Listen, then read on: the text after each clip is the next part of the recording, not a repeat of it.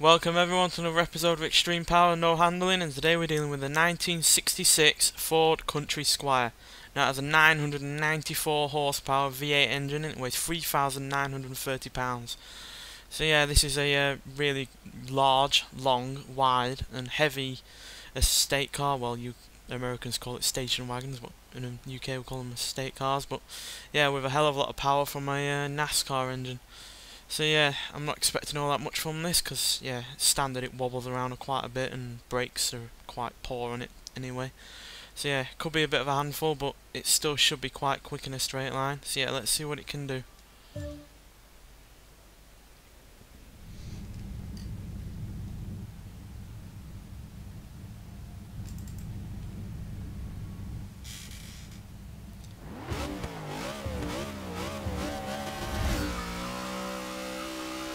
So yeah, it's struggling with a grip a fair bit there. With its long gear ratios from the standard gearbox, it's doing 100 mph plus in second gear. Whoa! Hold your horses there, Country Squire. Yeah, like I said, really long vehicle, really quite wide as well. And even though it's not the heaviest car that we've taken on this series, cars like the Ford F-150 and the Lamborghini LM002 still have, you know, more modern tyres and even more modern brakes. So yeah, even though this isn't that heavy compared to them two cars, it's at a disadvantage with bad brakes and old tyres.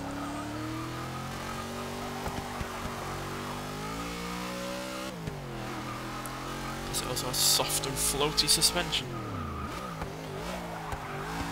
This car was meant for comfort and usability more than going around a track with nearly 1,000.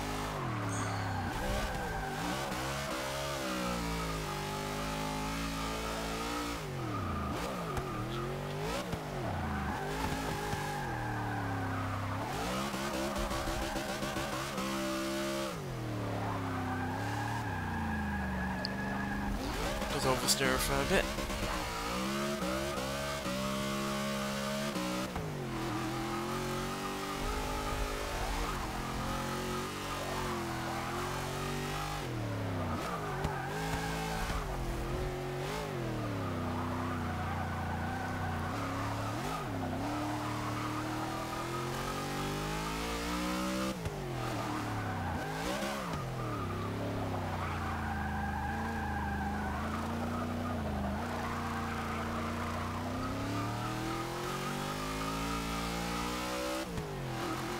I think the main hindrance to this car is the gearbox, because with those long gear ratios, never always on the power.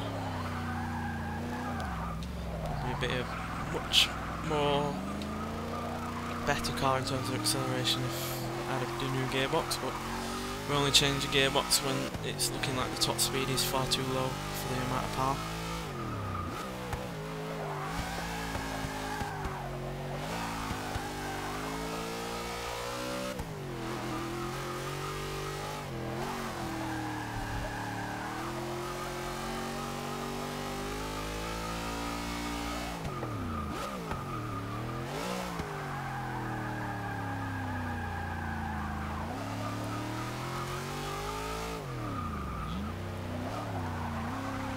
Suspension certainly isn't enjoying this amount of power, and neither are the rear tyres. Constantly struggling for traction. But we are putting in a good lap time. Let's see if we can improve upon that one.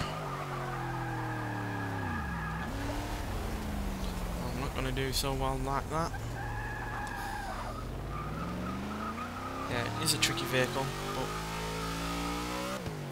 once you get used to it, you can sort of iron out its quirks.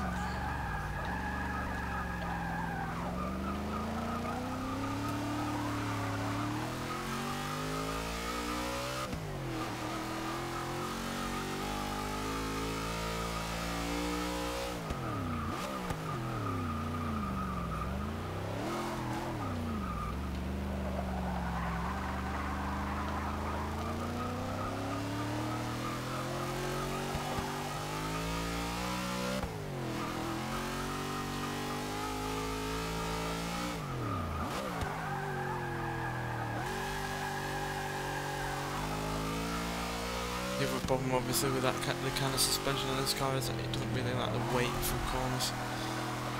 A lot of weight on those springs while going around the corner.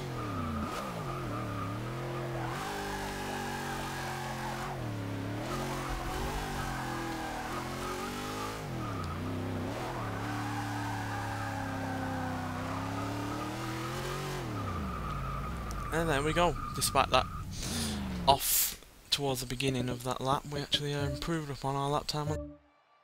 So yeah, let's see how that compares to the previous cars we've taken on this course. Just have a look.